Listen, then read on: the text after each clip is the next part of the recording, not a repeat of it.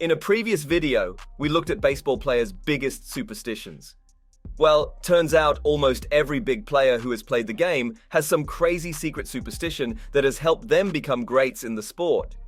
In this video, we look at a few more players with surprising superstitions. Wade Boggs. Wade Boggs hit a combined .328 during an illustrious 18-year career that ultimately propelled him to the National Baseball Hall of Fame. He was also perhaps the most superstitious player the game has ever seen. Some of his habits included fielding 150 ground balls and eating large amounts of chicken before every game. The latter led to him earning the nickname the Chicken Man. He even later authored a cookbook of poultry recipes. He would also adhere to routines like wearing the same socks for every game if he was riding a hot streak. Upon his entry to Cooperstown, he remarked in his induction speech, "Believe me, I have a few superstitions, and they work." Turk Wendell, a solid right-handed relief pitcher for 11 seasons, combining for a 3.93 ERA for 4 teams, Turk Wendell relied on his superstitions to help sustain his success. He had a dizzying array of practices that he believed aided him, including waving to the center fielder from the mound each inning, needing to get a reciprocal wave back. Crouching down every time his catcher stood and standing every time the backstop crouched. Eating 4 pieces of black licorice between every inning he was on the mound. He also wore a necklace made from the claws and teeth of animals he had hunted. Like many players, took extreme leaps over the baselines when exiting the field, and wore number 99 in honor of Rick Wild Thing Vaughn from the movie Major League for the latter half of his career. Tim Wakefield. Before a distinguished 17-year run with the Boston Red Sox, the right-handed knuckleball pitcher spent the first 2 years of his career with the Pittsburgh Pirates.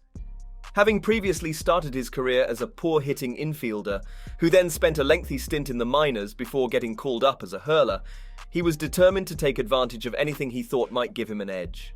In the early stages of his career, he was known to eat a pound of spaghetti before each start. Fortunately, his knuckler took so long to get to home plate that the carb loading gave him a little more time to digest than you might expect. Satchel Paige, a longtime veteran of the Negro Leagues and the Majors, the legendary Satchel Paige pitched well into his 60s, earning his induction into the Hall of Fame many times over. Between regulation games and exhibition contests played year-round for decades and a professional career that spanned more than 4 decades, it's a reasonable assumption to make that no hurler has ever thrown more pitches than Paige. It was therefore critical for him to take extremely good care of his magical arm, and a key step he took in accomplishing that was rubbing axle grease on the prize joint after every time on the mound. Jason Grilli. Grilli was a pitcher who graduated from being a 24th round draft choice to completing a 15-year career as a reliever in 2017. Although his results were modest, he relied on some interesting things to help him along the way. Most famously, this started when he was a youngster and glued a Nolan Ryan baseball card to a Ken Griffey Jr. card.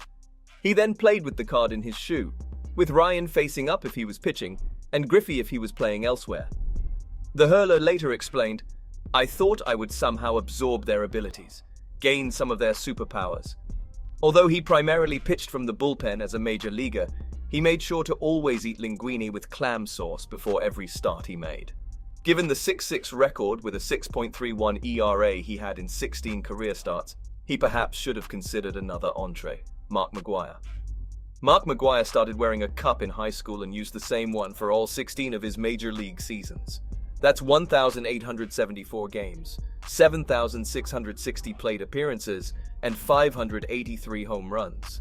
Although McGwire admitted to taking steroids throughout the 1990s, he remains one of the most powerful power hitters of all time. All we can say is, if the cup fits, wear it.